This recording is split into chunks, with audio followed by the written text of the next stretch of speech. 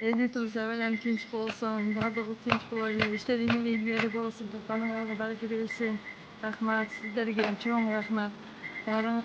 Barın arkadaş görüşmek maçına tümüyle şamalıkı yaşlıklar falan görüşürüz. Dağın tinç ol. Orular çok olsun. Çok olsun.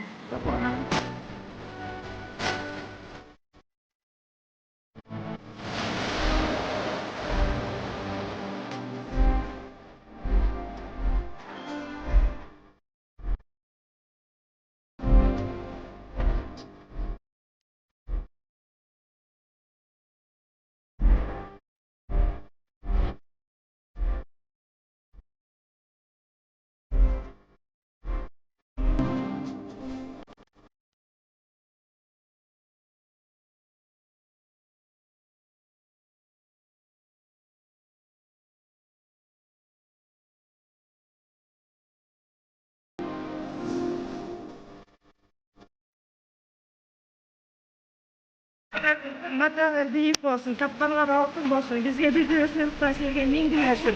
Şu endi kolda soğuk taşırken oldasın baldarım. Daim işine iyilik, жақсы күндерді көргілі. Еліміз тыныш болсын, еліміз қатарында бізді тыныш болайын. Şu қаяқтан келген кәсіпорын коронавирус жоқ болсын, еліміз мұндағыдай жашап қалсын, бірімізбен ынтымақты болып. Айналайын дайым шындай болып, елдің қызматын қылып жүре бергілі. Амин. Аллах акбар. Ойлан.